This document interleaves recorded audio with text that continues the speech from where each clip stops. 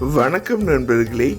நம்ம அக்பர் பீர்பல் கதை தொகுப்புலேருந்து அடுத்த கதையை இந்த வீடியோவில் பார்க்கலாம். இதுக்கு முன்னாடி பார்த்த தெனாலிராமன் கதை தொகுப்புகளோட பிளேலிஸ்ட்டை இந்த வீடியோவோட டிஸ்கிரிப்ஷனில் வைக்கிறேன். சரி, வாங்க கதைக்குள்ளே போகலாம். சக்கரவர்த்தி அக்பருக்கு பீர்பல் மேலே இப்போவும் தனி பிரியம் உண்டு.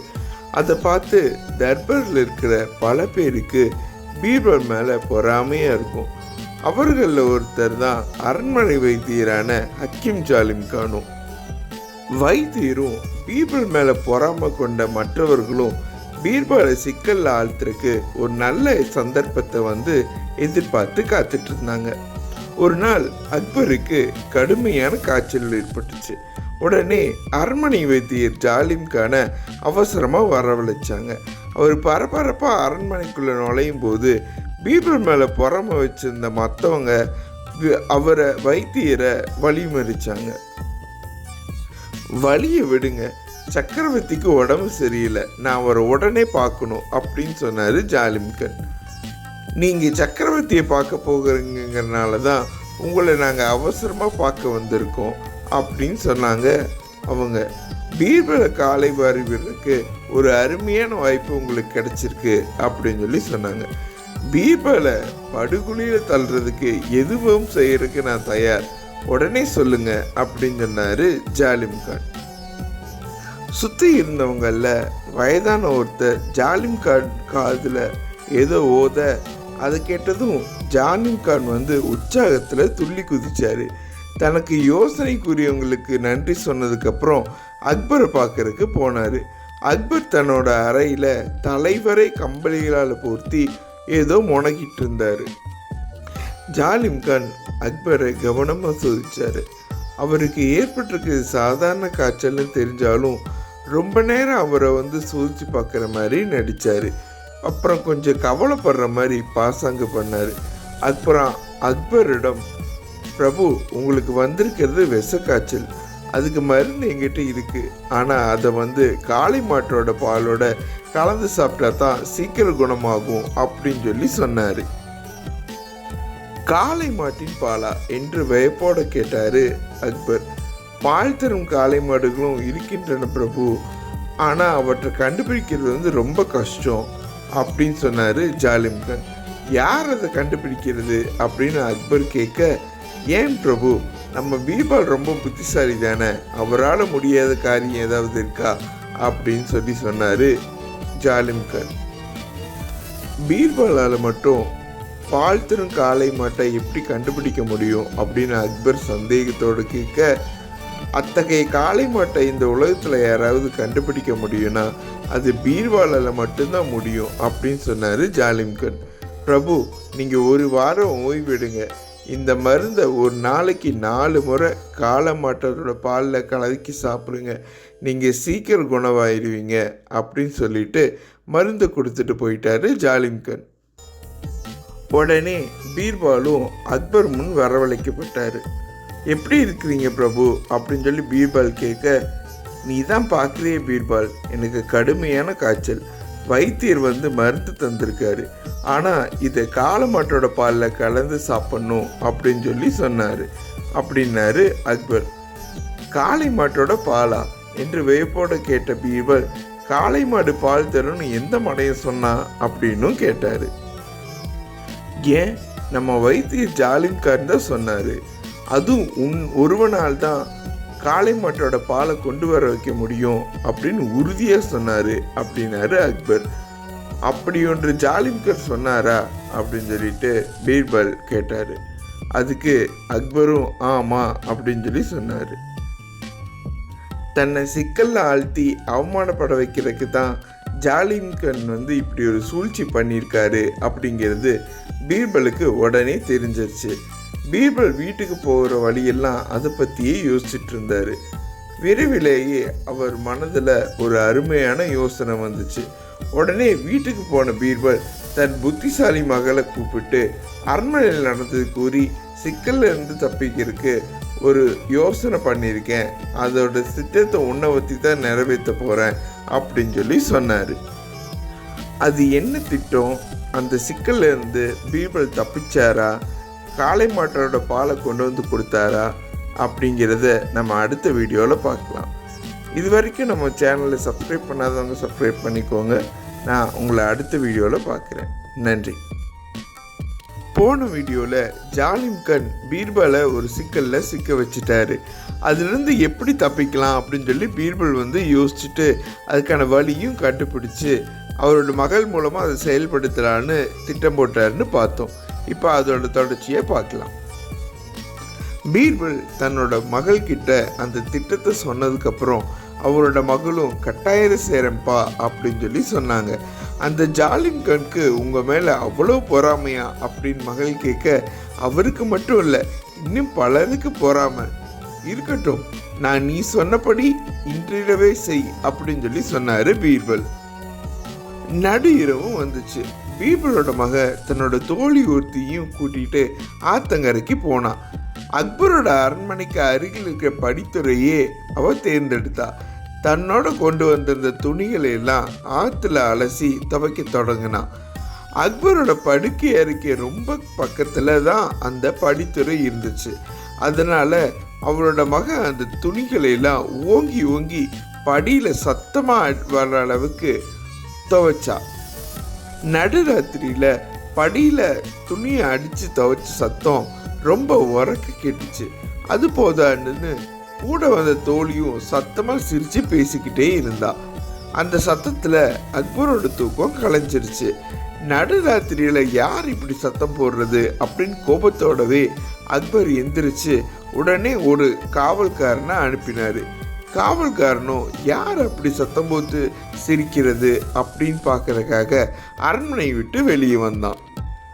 ஆத்தங்கரையில் நடுராத்திரியில் 2 இளம் பெண்கள் சத்தமாக சிரித்து பேசிகிட்டு இருந்ததையும் துணிகளை சத்தமாக அடித்து துவைச்சிட்டு இருந்ததையும் பார்த்தனே காவல்காரன் கோவப்பட்டான். அவன் அவளை திட்டிக்கிட்டே பக்கத்தில் முட்டாளி, நீ என்ன பைத்தியமா, ராத்திரி நேரத்தில் யாராவது துணி துவைப்பாங்களா என்று ஈட்டியை ஆட்டிக்கொண்டே கேட்டான். ஏன் இரவு நேரத்தில் ஆற்றுல தண்ணி இருக்காதா என்ன, பகலில் தான் இருக்குமா, இரவில் ஏன் துவைக்கக்கூடாது அப்படின்னு சொல்லி பீர்பல் மகள் காவல்காரங்கிட்ட வாதம் பண்ணான்.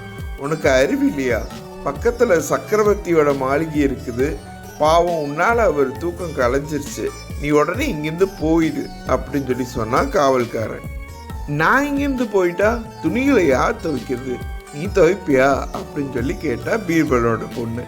காவலன் கோபத்தோட அதிக பிரசங்கி, யார் நீ அப்படின்னு சொல்லி கத்துனான். உடனே அவ சிரிச்சுக்கிட்டே நான் ஒரு பெண் அப்படின்னு சொல்லி பதில் சொன்னான். திமிர் பிடிச்சவளே, நீ யாருடைய பெண் அப்படின்னு சொல்லி கேட்டான் காவல்காரன். அதற்கு அவ நான் என்னோட அப்பாவோட பொண்ணு அப்படின்னு சொல்லி எடக்கு மடக்க பதில் சொன்னான். இது கேட்டுன்னு காவலன் சுத்தமாக பொறுமை இழந்துட்டான். உன்னை நான் சக்கரவர்த்திக்கிட்ட இழுத்துட்டு போகிறேன், இதே போல் அங்கே போய் பதிலளிச்சுன்னா அவர் உனக்கு சவுக்கடி கொடுப்பாரு அப்படின்னு சொல்லிட்டு காவலன் அவளை இழுத்துக்கிட்டு அக்பர் கிட்ட போனான். அக்பரின் முன்னால் நிறுத்தப்பட்ட பீர்பலோட மகள் முகத்தில் கொஞ்சம் கூட பயம் இல்லை. புன்சிரிப்போட தைரியமாக அவள் நிற்க காவலன் அவள் அவள் இரவில் துணி துவைப்பதை பற்றி அக்பரிடம் சொன்னான். அக்பர் கோபத்தோட, என்னம்மா இரவில் தான் துணி துவைக்க நேரம் கிடைச்சதா அப்படின்னு சொல்லி சொன்னார். ஆமாம் பிரபு, பகலில் நேரம் கிடைக்கவே இல்லை.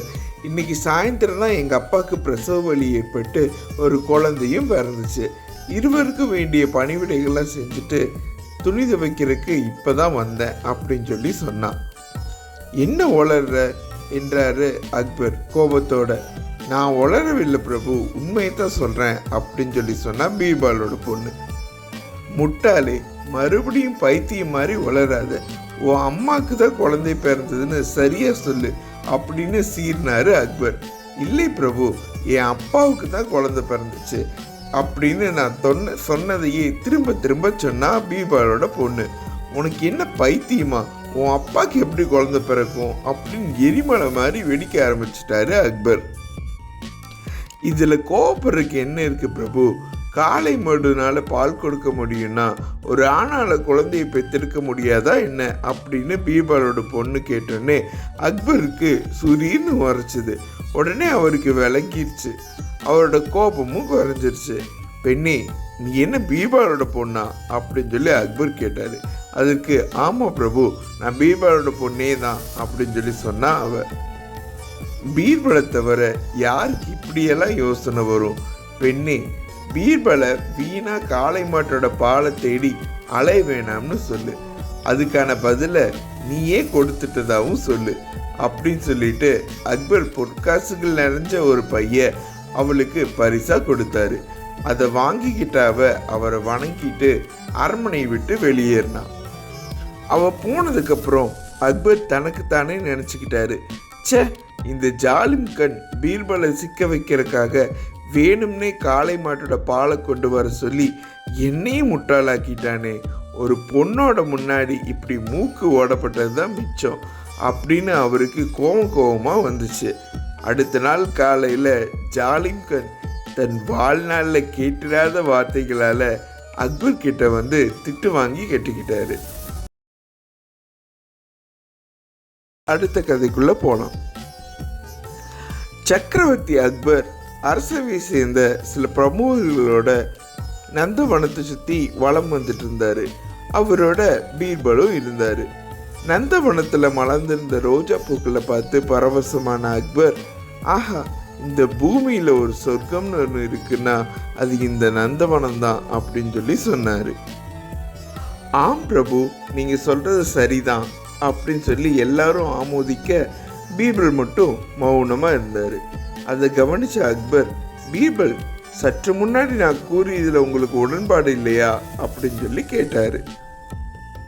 பிரபு, இந்த நந்தவனத்துக்கு அழகு தர்றது இந்த ரோஜா மலர்கள் தான், ஆனால் அழகு எங்கே இருக்கோ அங்கே ஆபத்தும் இருக்குது அப்படின்னு சொன்னார் பீர்பல். ஓஹோ, ரோஜா பூக்கள் இருக்கிற முட்களுக்கு சொல்கிறியா அப்படின்னு சொல்லிட்டு அக்பர் கேட்டார். இல்லை பிரபு, நான் முட்களை சொல்லலை அப்படின்னு சொல்லி பீர்பல் சொல்ல, அப்படியானா ரோஜா செடிகள் உள்ள மறைஞ்சிருக்கிற பாம்புகளை சொல்கிறியா அப்படின்னு சொல்லி அக்பர் கேட்டார். மனுஷங்களால தான் பாம்புக்கு அபாயம். நம்ம காலடி ஓசையை கேட்டோடனே பாம்புகள்லாம் பயந்து ஓடி விடுகின்றன அப்படின்னு சொல்லி பீர்பல் சொன்னார். பின் எதைத்தான் நீ அபாயம்னு சொல்கிற அப்படின்னு சலிப்போட அக்பர் கேட்க, பிரபு, அபாயம் என்பது அழகு மட்டும் இல்லை, வலிமை, செல்வம், புகழ் ஆகிய அனைத்து எல்லாத்தையுமே அபாயம் சூழ்ந்திருக்கு அப்படின்னு சொல்லிட்டு பீர்பல் சொன்னார்.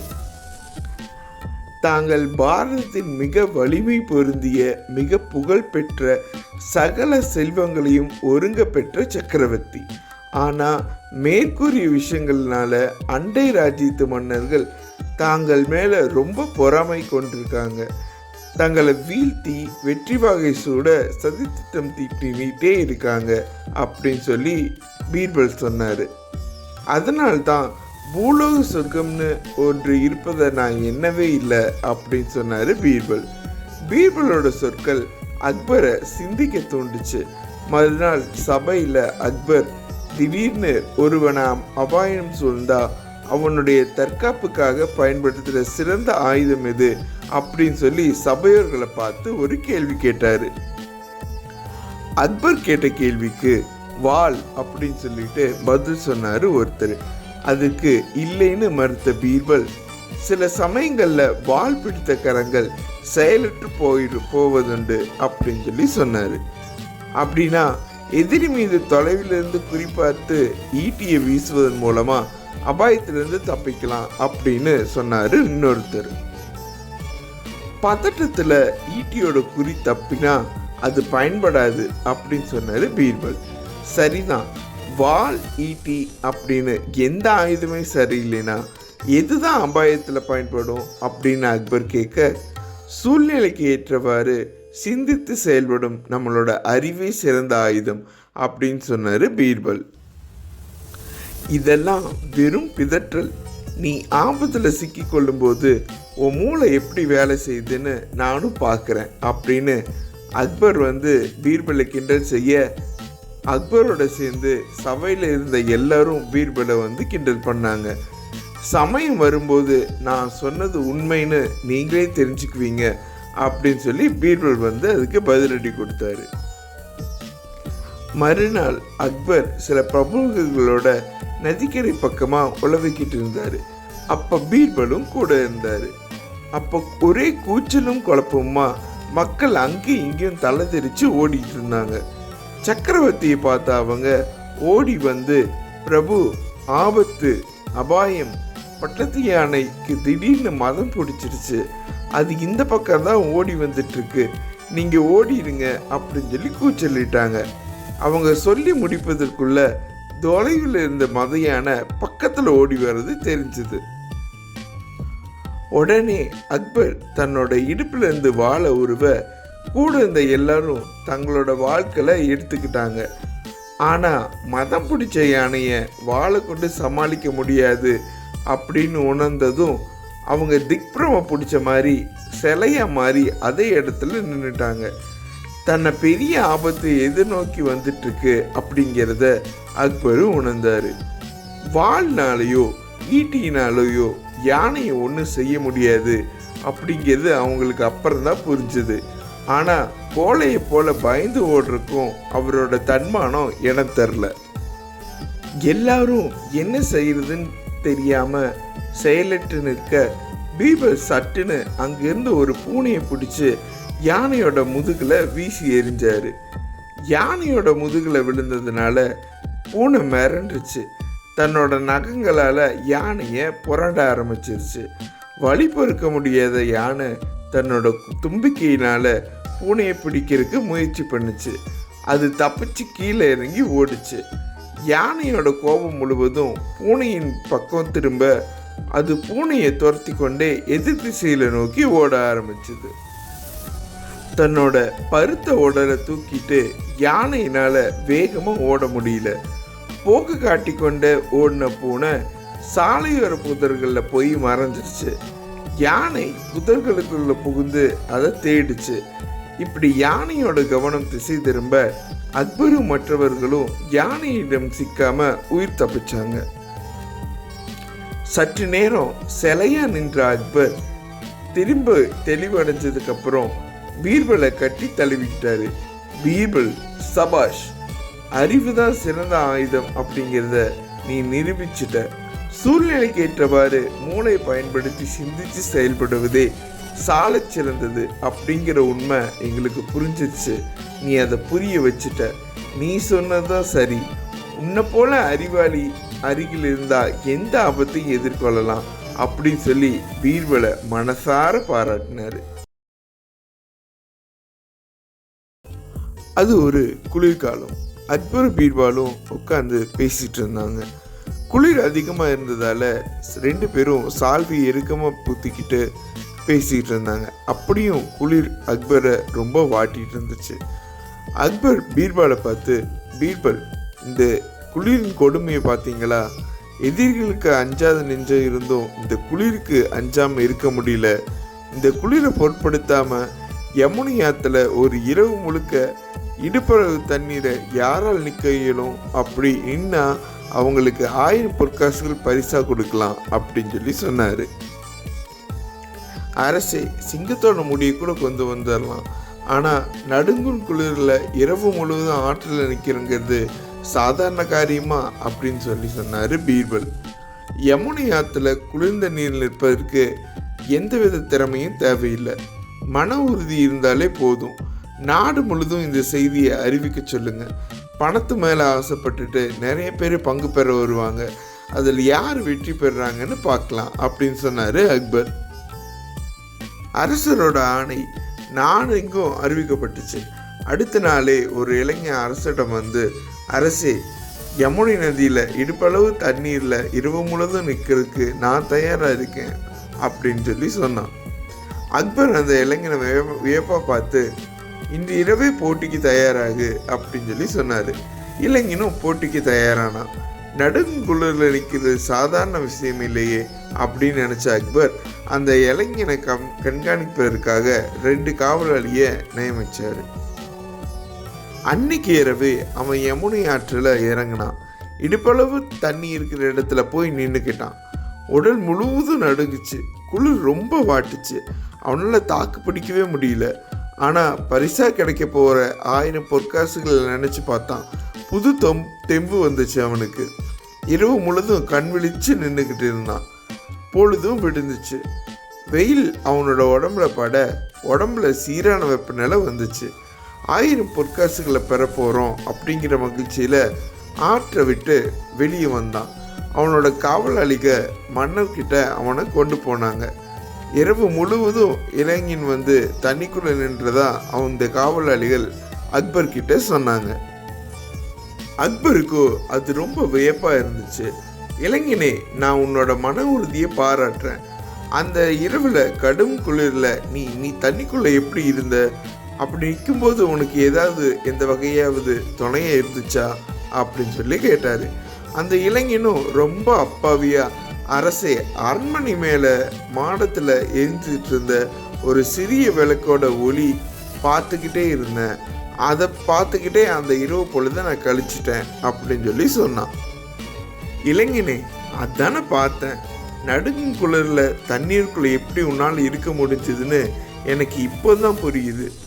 உன் குளிரை போக்குறதுக்கு அரண்மனையிலேருந்து வீசிய விளக்கின் ஒளி உனக்கு உதவி செஞ்சிருக்கு. அந்த சூட்டில் தான் நீ இரவு முழுதும் நின்றுருக்க. எனவே உனக்கு 1000 பொற்காசுகள் கிடையாதுன்னு சொல்லிட்டாரு. பரிசு தொகை கிடைக்கலன்னதும் அந்த இளைஞன் ரொம்ப ஏமாற்றத்தோடு திரும்பி போனான். பீர்பல் அவனை பார்த்து என்னன்னு விசாரித்து இளைஞனும் பீர்பல் கிட்ட எல்லாத்தையும் சொன்னான். பீர்பல் அவனுக்கு ஆறுதல் சொல்லி பரிசு தொகை வந்து கிடைக்கிறதுக்கு நான் உனக்கு உதவி பண்ணுறேன் அப்படின்னு உறுதியளித்தார். கொஞ்ச நாளுக்கு அப்புறம் அக்பர் வேட்டையாட புறப்பட்டு இருந்தார். பீர்பலும் தன்னோட வந்தால் நல்லா இருக்கும் அப்படின்னு நினச்ச அக்பர் காவலாளிகளை கூப்பிட்டு பீர்பல் வீட்டுக்கு போய் அவரையும் கூட்டிகிட்டு வர சொன்னாங்க. பீர்பல் தன்னை தேடி வந்த காவலாளிகிட்ட, நான் சமையல் செஞ்சிட்ருக்கேன், சாப்பிட்டுட்டு வரேன் அப்படின்னு சொல்லி சொன்னார். ரொம்ப நேரம் ஆச்சு. பீர்பலுக்காக காத்துட்டு இருந்த அக்பர் பீர்பல் வரவில்லைன்னு ரொம்ப கோவப்பட்டார். பீர்பல் வீட்டுக்கே போய் பார்த்துட்டு வரலாம் அப்படின்னு சொல்லி புறப்பட்டார். பீர்பல் வீட்டில் ஒரு பாத்திரத்தில் அரிசியை போட்டு தண்ணி ஊற்றி வச்சுருந்தார். பாத்திரத்துலேருந்து கொஞ்சம் தூரம் தள்ளி அடுப்பை வச்சுருந்தார். அடுப்பில் விறகுகள் கொழுந்து விட்டு எரிஞ்சிட்டு இருந்துச்சு. அதை பார்த்த அக்பருக்கு ஒன்றுமே புரியல. பீர்பல் கிட்ட என்னென்ன விஷயத்த கேட்டார். பீர்பல், நீங்கள் என்ன செஞ்சிட்ருக்கீங்க அப்படி சொல்லி கேட்டார் அக்பர்.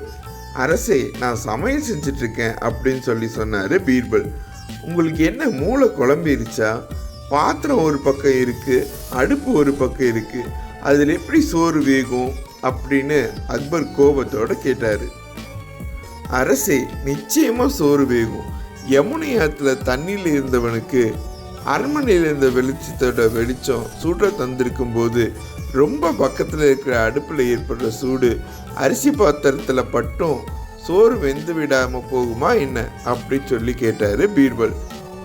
ரொம்ப நாசுக்கா தனக்கு புரிய வச்ச பீர்பாலை பாராட்டி அந்த இளைஞனை வர வச்சு முன்பு சொன்னபடியே அவனுக்கு 1000 பொற்காசுகளை கொடுத்தாரு அக்பர். இதோட இந்த கதை அக்பர் தினமும் தூங்கி எழுந்திரிச்ச உடனே அவர் எதிரில் இருக்கிற ஒரு கடவுள் பார்த்து தான் பார்ப்பார். ஒரு நாள் அவர் கண் விழிக்கும் போது எதிரில் ஒரு வேலையாள் வந்துட்டார். அன்னைக்கு முழுவதுமாக அக்பருக்கு பல பிரச்சனைகள் வந்துச்சு.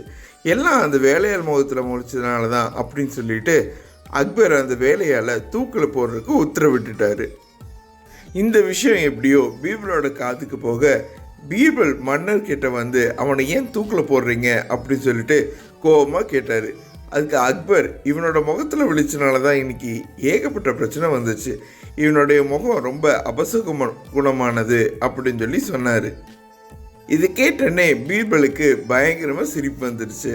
ஏன் சிரிக்கிற அப்படின்னு சொல்லிட்டு அக்பர் கோபமாக பீர்பலை பார்த்து கேட்டார்.